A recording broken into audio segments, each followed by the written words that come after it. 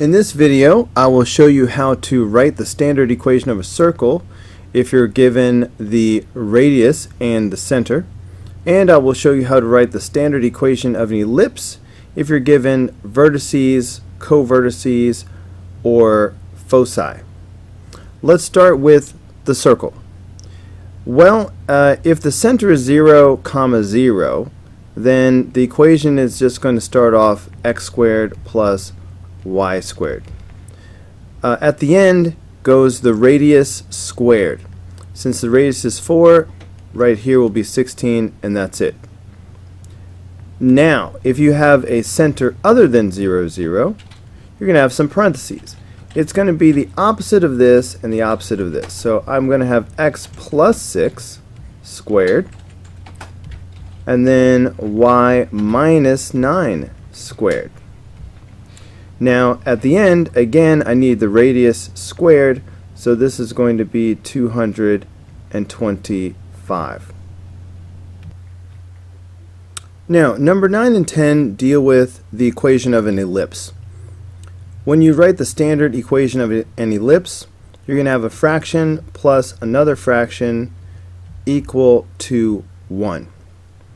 Now I can easily show you why the center is 0, 0, and that's the first thing you need is the center. I'm just going to do a quick sketch of what is happening. So here's my y-axis, here's my x-axis. So the vertices are at 9, 0 and negative 9, 0. So let's say this is 9 and this is negative 9. So I have vertices here and here. Because of the symmetry, I know that the vertex will be right here in the middle between them, and that has to be the origin. Now when the center is at the origin, just like for a circle, the way we have x squared and y squared, nothing added or subtracted, it's the same for an ellipse. So because the center is 0, 0, I will simply have x squared and y squared in the numerator. Now, they told us these are the vertices, and the distance from the center to a vertex is called the a value. So we know that a equals 9. That means a squared is equal to 81. Now, because the a value is horizontal, it's in the x direction, we will definitely put this 81 in the x term. So the denominator of the x term is 81. They also gave us the co-vertices. I think I'll switch to purple. So the co-vertices are 0, 5. Okay, so let's say that this is 5. So 0, 5 would be here. And let's say this is negative 5. So 0, negative 5. So they are giving us the b value. Alright, so b is 5. So b squared is 25. Since the b value is in the y direction, it makes sense that the 25 will go in the y term. And that's it. This is the standard equation for the ellipse that I had begun to sketch here. Number 10 is a little more complicated. I know what the selection tool is. It's not going to be too bad because the center is still going to be 0, 0. Let's do a quick little sketchy sketch over here, just like I did before.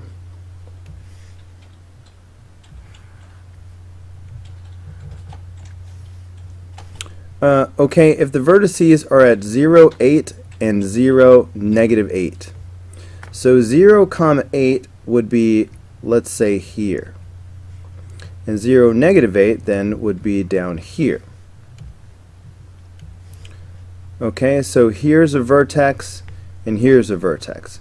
Because of the symmetry, 8 up and 8 down, I know that the center is going to be right in the middle at 0, 0 again.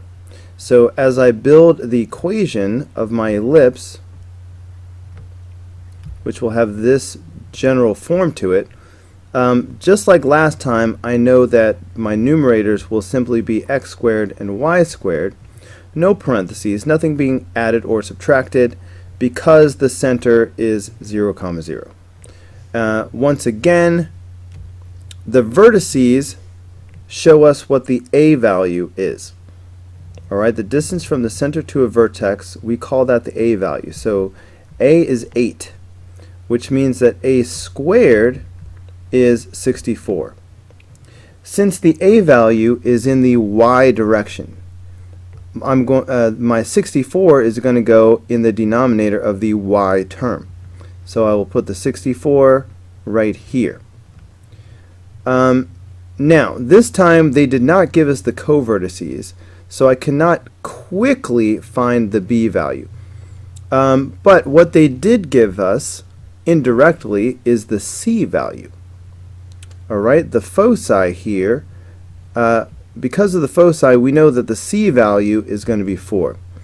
Look, 0, 4. So that would be like right here. Alright, they're saying that's one of our foci.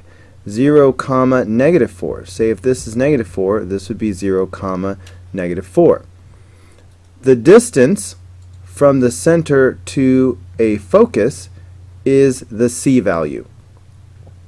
That means that c squared is 16. So c is equal to 4, c squared is equal to 16. And look, here's the bottom line. C squared is equal to a squared minus b squared. That's why this is so useful. So 16 is going to equal 64 minus b squared. Now if I move the b squared to the left and the 16 to the right, I get b squared is equal to 64 minus 16. So b squared is 48. Okay, so obviously we've already drawn the vertices in the y direction. So the covertices must be in the x direction. It's the only denominator available. So this must be b squared. So the 48 is going to go right here. Notice I'm not going to take the square root. I don't really care what b is. I'm trying to make an equation, and what I need is b squared. So there you go. Alright guys, that's going to do it for this video. Go ahead and click here in the red apple to watch the next video. Click in the green apple to subscribe, or click the yellow apple for the full playlist.